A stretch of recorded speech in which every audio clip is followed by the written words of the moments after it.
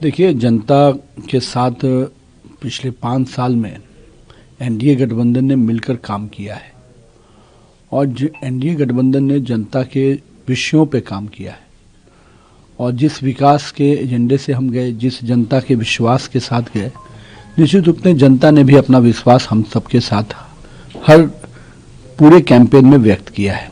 तो हम लोग आश्वस्त है कि इस बार एनडीए को और बेहतर परिणाम मिलेंगे। तमाम जो एग्जिट पोल हैं एनडीए को उसमें बहुमत है, क्या वो जो एग्जिट पोल बता रहा है वो एग्जैक्ट परिणाम वही होंगे, उससे ज़्यादा होंगे, इस पे क्या? देखिए, मेरा ये मानना है कि एग्जिट पोल तो अपने आप में एक सर्वेक्षण होता ही है, लेकिन हम लोग का जो अपना अनुमान है कि एग्जैक्ट पोल इससे और बेहतर आएगा और पूरी तरह से एनडीए गठबंधन को एक तरफा जनता का आशीर्वाद मिलेगा।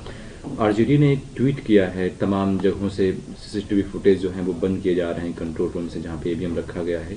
एक ट्रक के बारे में वो जिक्र कर रहे हैं सासाराम में कि एक ट्रक गई है ईवीएम से भरी हुई। देखिए, मतलब जब उनको हार का अंदाजा होने लगता है तो इस तरह के मनगढ़ंत आरोप लगाने का खेल शुरू हो जाता है। कर्नाटका में जब चुनाव जीते उस दिन तो ईवीएम नहीं उठाया गया था, झारखंड में चुनाव जीते तो ईवीएम नहीं उठाया गया था, उस दिन तेजस्वी यादव और बाकी के नाम पर वोट पड़ रहा था। और आज जब चुनाव हारने लगे तो ईवीएम ट्रक से लोड होने लग गया। जब हिमाचल में चुनाव जीते तो दिन को ईवीएम याद नहीं आया। तो मेरा कहना है कि जब चुनाव का हार का अंदाजा मिल जाता है तो ईवीएम उनके ध्यान में आने लगता है और ऐसे नहीं ध्यान में आता है। राहुल गांधी ने भी ट्वीट किया है कि जो बीजेपी के लोग हैं वो सभी राज्यों में जाके वोट करते हैं, चाहे वो दिल्ली हो, हरियाणा हो, बिहार हो, यूपी हो। मतलब हमारे लोग प्रचार करते हैं, वोट करने की जरूरत नहीं पड़ता है, प्रचार करते हैं। क्योंकि हम परिवार के रूप में चुनाव लड़ते हैं। आप विदेश घूमते हैं चुनाव जब आता है, लेकिन भारतीय जनता पार्टी का एक एक कार्यकर्ता जिस भी राज्य में चुनाव होता है पूरी दमखम के साथ चुनाव लड़ता है। कल तेजस्वी यादव ने प्रेस कॉन्फ्रेंस किया और उन्होंने आशंका जाहिर की कि इलेक्शन कमीशन और जो सरकारी मशीनरी है वो हमें हराने की कोशिश करेगी, लेकिन हम लोग मजबूती से काउंटिंग की जगह पे हम लोग तैनात रहेंगे, कोई भी गड़बड़ी करने नहीं देंगे। मतलब ये है कि कल जब तेजस्वी यादव हार का सामना होगा तो स्पष्ट रूप से उनका जो स्टेटमेंट होगा कि इलेक्शन कमीशन ने उनको चुनाव हरा दिया, पर इस बात को स्वीकार नहीं कर पाते हैं कि जनता ने उनको चुनाव हराया है।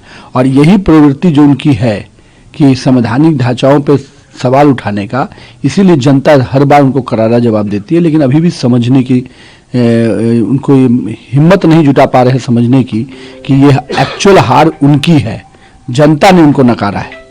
और कल भी तेजस्वी यादव का बयान जब शाम में 5 बजे आएगा तो यही देखिएगा कि ईवीएम पर हार का ठिकरा फोड़ेंगे, अपने माथे पे नहीं। जदयू ऑफिस के बाहर एक पोस्टर लगा है, टाइगर अभी जिंदा है, उसमें नीतीश कुमार को टाइगर बताया गया है। और आरजेडी ऑफिस के बाहर समाजवादी पार्टी ने एक पोस्टर लगाया है, अलविदा चाचा। ये पोस्टर्स वॉर पे आप क्या कहेंगे? मेरा कहना है कि अब कौन है, तो बहुत अब 24 घंटे का खेल बचा है, 24 घंटे में पता चल जाएगा।